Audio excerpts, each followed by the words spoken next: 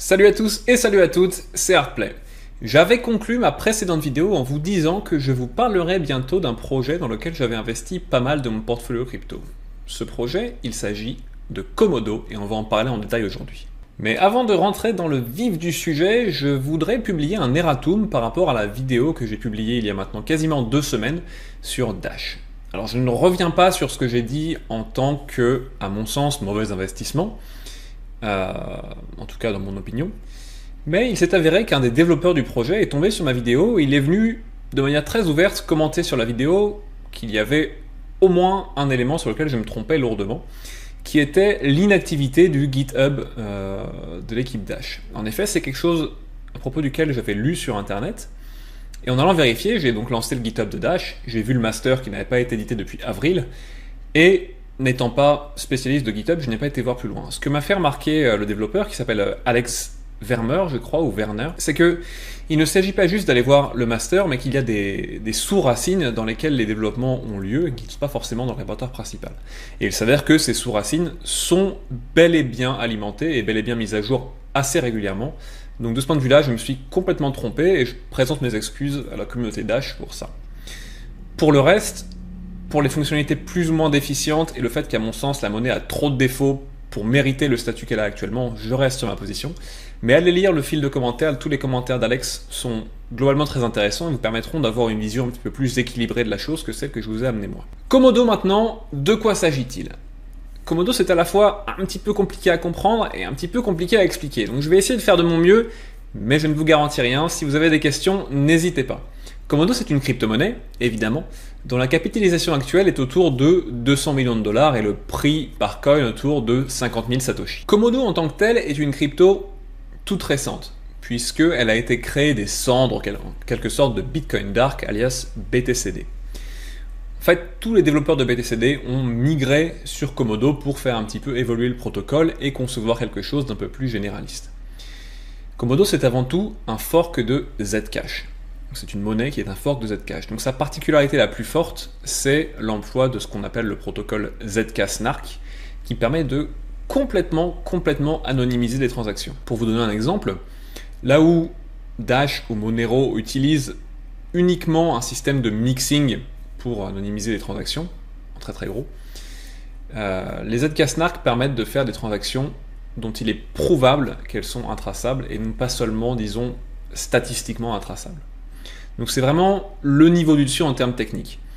À côté de ça, la contrepartie, c'est que ça génère souvent des transactions un petit peu plus lentes et un petit peu plus coûteuses en termes de temps de calcul. Donc ça, c'est quelque chose, c'est un compromis, disons, à avoir pour Zcash comme pour Komodo. Outre être un fork de Zcash, la première caractéristique, disons, de Komodo en tant que monnaie, c'est la double couche de mining. Alors qu'est-ce qu'on entend par là ? Si vous prenez Bitcoin, vous avez le réseau de mineurs qui sécurise la blockchain en générant des tonnes de calculs, ce qu'on appelle le proof of work, et qui prouve que la blockchain n'est pas en train d'être altérée. Ça, c'est Bitcoin. Komodo reprend ce même système de proof of work et l'applique à sa propre blockchain. Mais par-dessus ça, ils ont fait un truc qui est, à mon sens, assez malin et qui est plutôt bien implémenté, qu'ils ont appelé les Notary Nodes. Et les Notary Nodes ont pour tâche d'implémenter leur système de Delayed Proof of Work. Tout ceci est très compliqué. Les Notary Nodes, c'est quoi ? Ce sont 64 serveurs, disons, qui font tourner une version de Komodo complète. Tout comme dans Bitcoin, vous avez des nœuds, vous avez des serveurs qui font tourner toute la blockchain, donc qui téléchargent les 300 gigaoctets de blockchain et qui font tout tourner. Chez Komodo, vous avez 64 de ces gros nœuds qui ont la charge d'être des nœuds notarisants ou des nœuds notaires, disons en français. Qu'est-ce qu'ils vont faire ? Ils prennent en gros la blockchain de Komodo et pour la sécuriser, ils vont établir des transactions directement sur le réseau Bitcoin afin de prouver que les transactions ont bien eu lieu sur la blockchain Komodo. La conséquence de ça, c'est que voilà, toutes les peut-être 5 minutes, 10 minutes, je n'ai pas recherché spécialement la durée, le temps de notarisation, vous allez avoir quelque part dans la blockchain Bitcoin inscrit l'état des transactions de la blockchain Komodo. Et la conséquence, c'est que la blockchain Komodo, si jamais vous êtes prêt à attendre que votre transaction soit notarisée, la blockchain Komodo est finalement aussi sécurisée que peut l'être la blockchain Bitcoin, vu qu'elle se réfère directement à la blockchain Bitcoin. Donc ça, c'est vraiment une feature extrêmement importante et extrêmement centrale de Komodo, c'est qu'ils partent du principe que la blockchain Bitcoin est la plus sécurisée et qu'ils en tirent le meilleur en s'accrochant à cette blockchain et en utilisant la sécurisation de la blockchain Bitcoin pour leur petite blockchain à eux. Mais Komodo, c'est bien plus que ça. Komodo, c'est aussi une plateforme. Alors, qu'est-ce qu'on appelle une plateforme dans ce milieu-là ? Justement, c'est ça qui est très très peu clair et qui est de manière générale très mal advertisé, même sur le site de Komodo. Notamment dans leur plateforme, qui contient donc différents produits, les deux trucs les plus intéressants à retenir pour moi, c'est que Komodo est une plateforme pour un échange décentralisé, qu'ils ont appelé le Barter DEX. Et la puissance de cet échange décentralisé, c'est qu'il fonctionne par ce qu'on appelle les Atomic Swaps. Un Atomic Swaps, de quoi est-ce qu'il s'agit ? C'est tout simplement quand vous avez deux blockchains, typiquement la blockchain Bitcoin et la blockchain Litecoin. Vous prenez des coins d'un côté, des coins de l'autre, deux personnes qui veulent se les échanger. Bien, avec un Atomic Swaps, ils peuvent s'échanger, mettons, leurs 200 Komodo contre leur Bitcoin, instantanément, sans passer par un tiers de confiance, donc sans risque de contrepartie, que quelqu'un se fasse la malle, toutes ces choses-là. Et donc cet échange décentralisé, c'est vraiment une force, une très grande force de Komodo, qui est vraiment pionnier, toute l'équipe de Komodo est vraiment l'équipe pionnière sur tout ce qui est Atomic Swaps. La deuxième force de cette plateforme, le deuxième gros intérêt de cette plateforme, même s'il y en a d'autres qu'on mentionnera après, c'est qu'ils vont lancer les premières ICO décentralisées. Alors, ça peut sembler complexe de concevoir ce qu'est une ICO décentralisée, parce qu'on peut se dire une ICO c'est déjà décentralisé. En fait, ce n'est pas vraiment le cas, parce que vous passez par un seul et unique smart contract, vous n'êtes pas anonyme dans le processus d'envoyer vos jetons à l'ICO, enfin vous pouvez l'être éventuellement, mais disons que la transaction est totalement traçable, alors que ce n'est pas le cas avec une ICO décentralisée. Ils lancent la première ICO décentralisée le 10 novembre, et ça s'appellera Monez. De nouveau, on va en toucher un tout petit mot de plus à la fin. Maintenant, vous vous dites peut-être, mais ça leur vient d'où cette espèce d'idée de plateforme ? Est-ce que ça leur est venu comme ça ? Boum, on va monter une plateforme qui va faire 1 million de trucs différents, et ce sera le gros bordel, ça va être super. En fait, c'est pas venu d'un seul coup comme ça. En fait, Komodo, c'est le descendant d'un projet à très large échelle qui date de 2014 et qui s'appelle Supernet. Supernet à la base, avait pour but de construire une tonne de projets, disons, sur une surcouche de la chaîne NXT. Donc NXT qui déjà à son époque était vu comme quelque chose de technologiquement très avancé, de technologiquement très abouti, mais qui en termes de succès commercial, disons, de capitalisation, n'a jamais vraiment rencontré un succès fou. Supernet s'est après décroché complètement de NXT parce que les développeurs ont eu des vues différentes sur comment est-ce qu'ils devaient faire évoluer les plateformes. Mais il y a quand même une gamme de produits énorme qui est venue avec Supernet. Donc il y avait l'échange décentralisé, mais c'est pas tout. Il y avait aussi ce qu'ils ont appelé Jumbler, qui est une espèce de gros mixeur construit directement dans la plateforme qui permet d'anonymiser encore plus les transactions qui ne seraient pas déjà passées par le système des ZK Snark. Vous avez aussi une facilitation des échanges avec les fiat currencies par ce qu'ils appellent les pegged fiat assets. Je ne vais pas rentrer en détail, je vous laisserai Google si ça vous dit, j'essaierai de mettre un maximum de liens. Vous avez même une plateforme de poker décentralisée qui s'appelle Pangea qui est en développement. Bref, il y a une tonne de choses.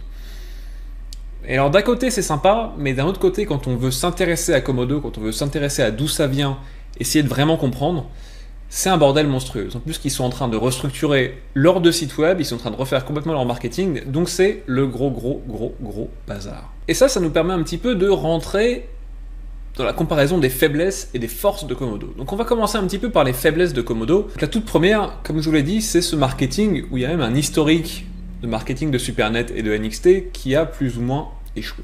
Il faut dire ce qui est. Mais ça va un petit peu au-delà de ça. C'est-à-dire que ils n'ont jamais mis un accent particulièrement élevé sur le marketing, mais assez récemment, ils ont fait un truc assez fun. Donc ils ont fait l'annonce de la Decentralized ICO le 8 septembre, et pendant 10 jours avant cette annonce, ils avaient hypé le truc de manière en fait assez pro sur les réseaux sociaux, et ça s'était tellement bien passé que le cours de Komodo est passé en 10 jours de 30 000 Satoshi à 80 000 Satoshi, un truc de fou. Et lorsqu'ils ont fait l'annoncement, c'était complètement pathétique. C'est-à-dire qu'ils ont montré 3 gars habillés en noir sur un fond avec un rideau marron. Il y avait un framerate d'environ 5 images par seconde. Quand il parlait, le micro saturait, ça ramait. Enfin, bref, c'était vraiment pas regardable et c'était ridicule. Si vous voulez, mes vidéos n'ont aucune prétention technique, mais vraiment à côté de leur announcement, ce que je fais, c'était du Scorsese. Conséquence immédiate, le prix en une semaine est retombé de 80 000 à 30 000. Et c'est vraiment là qu'on voit clairement en termes marketing, il y a eu une grosse faiblesse de cette monnaie. Il y a aussi deux autres petites choses qui sont un petit peu embêtantes. C'est que le développeur est anonyme. C'est-à-dire que contrairement à Litecoin où vous allez avoir Charlie Lee qui va poster des tonnes de trucs sur Twitter, il a 200 000 followers Twitter, un truc vraiment énorme. Contrairement à Vitalik Buterin qui a un statut de demi-dieu dans la communauté Ethereum, et même contrairement, si on regarde un petit peu l'économie réelle, à Steve Jobs ou à Elon Musk, des gens comme ça, il n'y a vraiment aucune figure publique autour de laquelle on peut se rapprocher pour adorer Komodo de cette manière. Pour autant, ce développeur opère sous le pseudo de JL777 et il est très très respecté de la communauté technique. Et enfin, le dernier petit souci qu'on peut voir avec Komodo, c'est qu'en tant que fork de Zcash, vous avez toujours le problème de ce qui s'appelle le Trusted Setup. Le Trusted Setup, c'est quoi? C'est que pour établir le protocole des Zk-SNARK, pour établir le protocole de Zcash, il faut au début procéder à une cérémonie d'implémentation, disons, du protocole. Et suite à cette cérémonie, il y a une espèce de résidu cryptographique qui doit être détruit. Donc ce résidu est séparé entre 6 participants, enfin en tout cas il a été séparé entre 6 participants. Et si jamais les 6 participants soit ont tous été hackés et il y a quelqu'un qui a toutes leurs infos qui ont récupéré le résidu cryptographique, ou bien si jamais ils sont tous les 6 en collaboration pour arnaquer la communauté, eh bien ils peuvent simplement émettre des nouveaux Zcash un petit peu à volonté. Alors dans les faits, on voit en regardant un petit peu comment ça s'est passé qu'il y a très très peu de chances qu'ils étaient techniquement compromis, pas tous en tout cas, d'une part, et d'autre part qu'ils n'ont aucun intérêt à faire ça eux de leur côté. D'une part parce que ce sont des figures connues de la communauté, d'autre part parce que souvent ils détiennent pas mal de Zcash et qu'ils n'ont pas d'intérêt à compromettre le protocole dont ils détiennent une bonne partie. Pour en revenir à ce marketing, disons, un petit peu déficient, pour moi c'est loin de n'être qu'une faiblesse. Pour moi c'est même quelque part plutôt une force en cas d'éclatement de bulles des altcoins, voire des cryptos en général. Pourquoi une force? Parce que, imaginons que vous avez investi dans Komodo. Qu'est-ce qui vous a poussé à investir dans Komodo? Est-ce que c'est que vous aviez trop d'argent, vous êtes rentré dans la bulle, et vous vous êtes dit, bon, je vais investir quelque part? C'est très improbable, parce que si vous avez de l'argent à mettre quelque part au pif, vous n'allez jamais le mettre dans Komodo. Vous allez le mettre dans des grosses ICO hyper hypées ou des gros coins hyper hypés, mais jamais dans Komodo. Ce qui va se passer maintenant, c'est que sur un éclatement de bulle, et comme on l'a vu, on en a parlé un petit peu dans une de nos vidéos précédentes, quand on a un éclatement de bulle, c'est toujours le nouvel argent qui part en premier. Et ce nouvel argent, il n'est pas dans Komodo. Il est dans les ICO, il est dans Ethereum éventuellement, dans Dash peut-être, mais il n'est certainement pas dans Komodo, qui est une espèce de coin qui est resté relativement anonyme, relativement quelconque, et que pas grand monde ne connaît finalement. Ça, c'est pour moi finalement un des gros points forts d'avoir un marketing un petit peu pourri. L'autre avantage que ça a généré, et là je parle plus en termes de timing, c'est que l'annonce pour moi de l'ICO décentralisé était plutôt bonne. C'est plutôt une excellente idée, je trouve, dans le contexte actuel de faire des ICO décentralisés. Et pourtant, grâce à cet announcement catastrophique, le cours a chuté jusqu'à 50 000. Moi, à titre personnel, j'ai vu ça comme une opportunité d'achat. C'est ce qui m'a poussé à rédiger une thèse d'investissement que vous avez peut-être vu passer, dont je vous mettrai également le lien sous la vidéo, qui reprend un petit peu ce que je suis en train de dire là, mais en anglais, de manière peut-être un petit peu plus structurée. Donc ça m'a vraiment poussé à investir dans ce coin-là.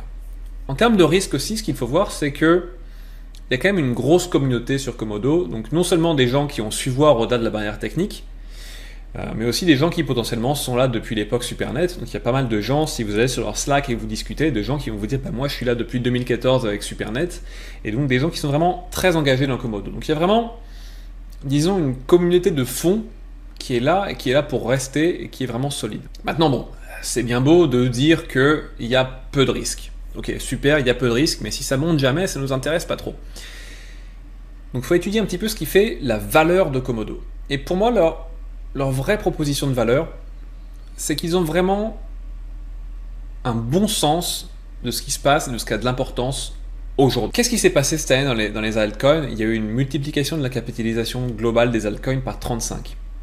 Qu'est-ce qui a alimenté ça? C'est très clairement l'espèce de folie qu'il y a autour des ICO et d'Ethereum en partie. Komodo du coup va aller capitaliser sur cette notion d'ICO en innovant encore sur les ICO en parlant de la decentralized ICO.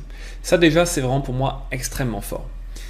Un autre truc qui est extrêmement fort, c'est que là de nouveau il capitalise sur un vrai problème actuel de l'écosystème. C'est qu'on a vu le gros problème, donc avec les régulations en Chine, les régulations en Corée, les rapports de la Securities and Exchange Commission, de la SEC, sur le fait que voilà, il fallait réguler les cryptos, il faut réguler les ICO, il faut tout réguler. Et en gros, ça met les échanges vraiment très fortement sous pression. Pour vous donner un exemple typique, jusqu'à il y a encore peu de temps, Bittrex était qualifié comme un échange un peu pourri qui listait n'importe quel coin à tort et à travers, y compris des scams complets. Maintenant, ça fait depuis début août ou fin juillet, je crois, que Bittrex n'a plus listé un seul token ICO. En gros, il n'y a plus rien qui se passe sur Bittrex parce qu'ils sont sous le coup de régulation, sous le coup de la législation. Même pas ça, mais au-delà de ça, il y a eu beaucoup de gens qui ont eu leur coin volé historiquement, donc MTGOX typiquement, il y a des exchanges qui se font saisir, BTCE, donc il y a un vrai besoin pour les échanges décentralisés. Et là encore, comme pour la Decentralized ICO, Komodo répond à ce besoin en échange décentralisé. Pour vous donner quelques chiffres, il y a eu pas mal d'ICO récemment sur les échanges décentralisés. On a vu notamment le protocole 0x qui a levé 20 millions facile. Donc c'est même pas de la capitalisation, c'est vraiment de l'argent frais qui est rentré dans 20 millions facile, qui maintenant est capitalisé, évalué à plus de 100 millions. Kyber Network a levé en 24 heures plus une poignée de minutes 60 millions de dollars et est maintenant capitalisé à 250 millions. À venir, vous avez les ICO de AirSwap qui va se capitaliser à hauteur de 175 millions. Il y aura aussi un truc qui s'appelle Omega One que j'ai pas encore trop recherché, qui, à n'en pas douter, va également se valoriser à plus de 100 millions. Donc il y a vraiment une demande énormissime pour tous ces échanges décentralisés. Et BarterDEX fait déjà ça. BarterDEX est déjà fonctionnel. Alors, il n'y a pas encore d'interface publique, mais vous avez des démonstrations des Atomic Swap en live sur les vidéos YouTube. Et surtout, ce qui va être très intéressant, c'est que BarterDEX va être publié live, disons, pour l'ICO de Monez le 10 novembre. Donc il y aura une version vraiment fonctionnelle de cet échange décentralisé. Au-delà de ça, notez un dernier truc par rapport à BarterDEX, à l'échange décentralisé, c'est qu'il fonctionne avec des Atomic Swaps. Alors les Atomic Swaps, c'est quelque chose qui fait pas mal de bruit, notamment dans la communauté Litecoin. Et dès que Charlie Lee fait un tweet sur « Oh, c'est super, on a fait un Atomic Swap avec Vercoin ou Bitcoin », des choses comme ça, vous avez une tonne de retweets, ça a l'air d'être apparemment quelque chose d'extrêmement fort. Pourtant, Komodo fait des Atomic Swaps depuis maintenant plus d'un an et quasiment personne n'en parle. De manière beaucoup plus forte, ils ont récemment réussi à faire des Atomic Swap en n'ayant aucune des deux blockchains installées sur le serveur qui réalise l'Atomic Swap. Alors qu'est-ce que ça veut dire? Ça devient un petit peu technique. Mais en gros, pour faire l'Atomic Swap jusqu'à maintenant, il vous fallait avoir téléchargé les deux blockchains, mettons celle de Bitcoin, 300 gigaoctets, celle de Litecoin, je ne sais pas combien elle fait, je l'avoue, peut-être 10 gigaoctets. Donc c'était assez lourd. Komodo, les tout premiers, ont réussi à faire ça en client léger, c'est-à-dire, comme vous utilisez Electrum ou je ne sais pas quel wallet léger, vous n'avez rien besoin de télécharger ou quasiment rien, et ça fonctionne malgré ça. Donc quand Charlie Lee fait un tweet là-dessus, c'est un retentissement énorme, alors qu'il a un an de retard. Quand Komodo fait la même chose, pour l'instant, ça n'a pas de retentissement, mais je suis prêt à parier que quand BarterDEX va être live et fonctionnel, on va en entendre parler. J'ai aucun doute qu'on va en entendre parler et que la capitalisation va monter. En tout cas, c'est mon opinion. Comme d'habitude, ceci n'est pas un conseil d'investissement. Faites vos propres recherches et déterminez vous-même si vous souhaitez investir. Pour conclure un peu sur les points forts de Komodo, il y a vraiment quelque chose dans leur conception de leur blockchain que j'apprécie vraiment, c'est vraiment ce système du Delayed Proof of Work. En gros, vous avez plein d'autres monnaies qui, pour être fonctionnelles, ont besoin de devenir la blockchain majoritaire, ont besoin quasiment de remplacer Bitcoin, de remplacer Ethereum. Komodo n'a pas du tout ce point de vue-là. Komodo part du principe que Bitcoin est la blockchain la plus sécurisée et au lieu de s'inventer un truc où il va falloir qu'il commence par dépasser Bitcoin ou rattraper Bitcoin ou en tout cas monter en échelle de 10 fois pour pouvoir être à peu près sécurisé face à des attaques de la blockchain, non, ils considèrent qu'ils sont outsiders, ils s'implémentent via Bitcoin, ils se sécurisent via Bitcoin et ils partent de là.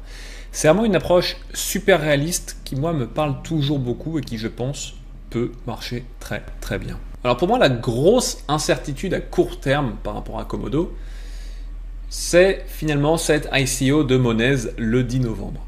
Alors pourquoi est-ce que je dis incertitude? Je ne vais pas rentrer dans les détails de ce qu'est Monez. En très très gros, ils veulent proposer des solutions simples aux porteurs de projets en PME pour ouvrir des comptes bancaires. Donc c'est un projet très ancré dans l'économie réelle.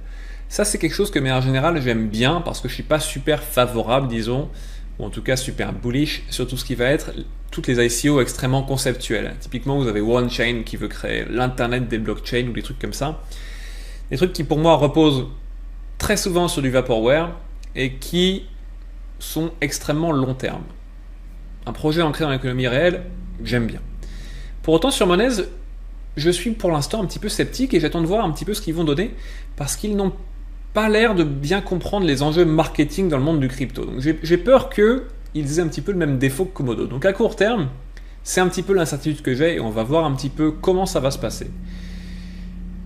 Pour autant, à titre personnel, je suis assez largement investi sur Komodo. Donc prenez tout ce que je vous ai dit avec un grain de sel, ça vient de la part de quelqu'un qui a clairement un intérêt à vous le vendre quelque part.